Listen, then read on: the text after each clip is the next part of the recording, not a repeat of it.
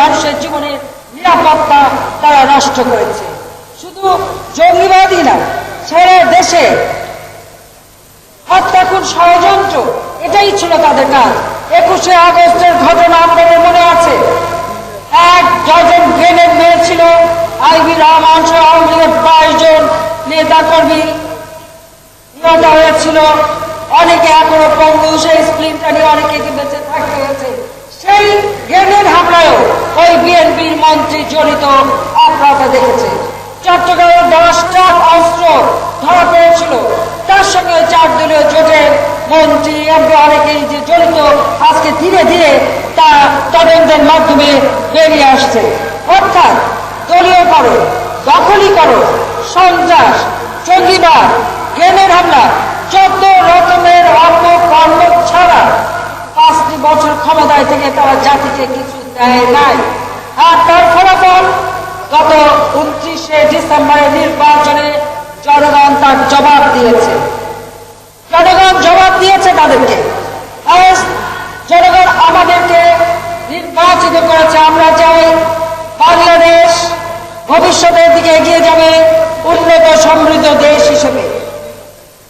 আমরা এই দেশে শিক্ষার হার 96 সালে যখন সরকার গঠন করলাম মাত্র 45 ছিল।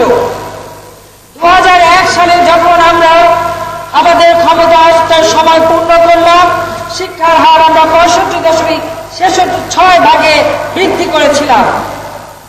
পরবর্তী 5 বছর শিক্ষার হার 1 বাড়েনি, বরং আরো কমে গেছে। আমরা এই দেশে জিনিসপত্রের দাম কমিয়ে মূল্যস্ফীতি 1.5% নামিয়ে এনেছিলাম। পরবর্তীতে আমরা দেখেছি প্রায় 10 মূল্যস্ফীতি বেড়ে গেছে, কিন্তু প্রবৃদ্ধি সে হারে বাড়ে নাই।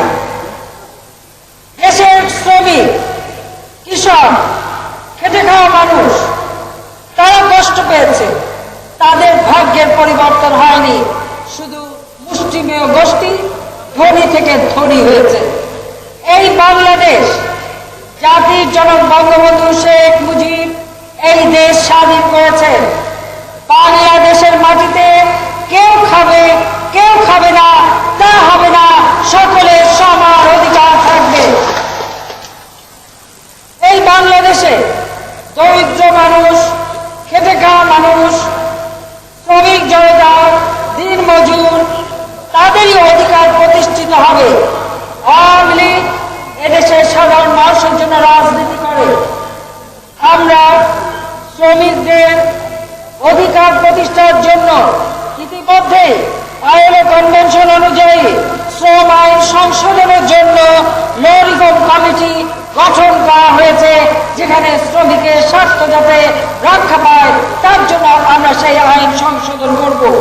এছাড়া শ্রমিক, মালিক এবং সরকার প্রতিনিধিকে নিয়ে ত্রিপক্ষীয় পরামর্শ কমিটি করে সকলের অধিকার যাতে সুষ্ঠুভাবে রক্ষা পায়, উৎপাদন বৃদ্ধি পায়, দেশ অর্থনীতিতে মজবুত হয়, দেশের মানুষের চাহিদা রক্ষা করা, পূরণ করা, বিদেশে রপ্তানি বৃদ্ধি করা, শিল্প কলকারখানা ব্যাপকভাবে গড়ে তোলার ব্যবস্থা নেবার জন্যই এই ত্রিপক্ষীয় কমিটি গঠন করা হয়েছে, যেখানে 60 সদস্য বিশিষ্ট কমিটি, সেখানে শ্রমিকদের প্রায় 20 জনের মতো প্রতিনিধি রাখা হয়েছে শ্রমিকের স্বার্থ রক্ষা করবার জন্য। কাজে আমরা বাজার দরের সাথে সঙ্গতি রেখে প্রত্যেকটা শ্রমিক পরিবার তাদের পরিবারের যেন খাদ্য নিরাপত্তা নিশ্চিত হয়, সামাজিক নিরাপত্তা নিশ্চিত হয়, তাদের পরিবারের বিনোদনের ব্যবস্থা, চিকিৎসার ব্যবস্থা, ছেলেমেয়ের শিক্ষার ব্যবস্থা, সব ব্যবস্থা যাতে নিশ্চিত হয়, আমরা সেই ব্যবস্থা করব। আর বাজার দরের সাথে সঙ্গতি রেখে নিম্নতম মজুরি যাতে দেওয়া হয়, ইনশাআল্লাহ আমরা সেই শ্রম মজুরি ব্যবস্থা করব। ইতিমধ্যে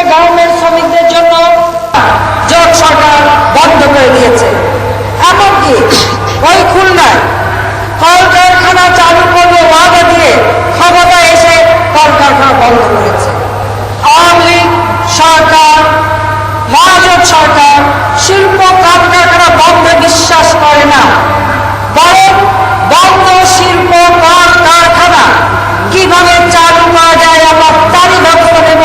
ইতিমধ্যে চট্টগ্রাম কেমিক্যাল কর্পোরেশন আমরা চালু করে দিয়েছি, সেখানকার ইন্ডাস্ট্রি ইতিমধ্যে আমরা চালু করেছি, অন্যান্য ইন্ডাস্ট্রিগুলি চালু করার জন্য আমরা ব্যবস্থা নিয়েছি। আপনাদের মনে আছে 96 সালে যখন ক্ষমতায় ছিলাম তখন আমরা 9টা বছর পর শ্রমিকদের মালিকানায় দিয়েছিলাম, যার 7টা চালু আছে। যেহেতু বিএনপি সরকার 4 বছর ক্ষমতা এসেছিল, ক্ষমতা আসার পর তারা অন্য বিলগুলি চালু করার জন্য উপযুক্ত ব্যবস্থা করে নাই। আমরা আবার আপনাদেরকে এইটুকু আগে দিতে পারি, এই বঙ্গ শিল্প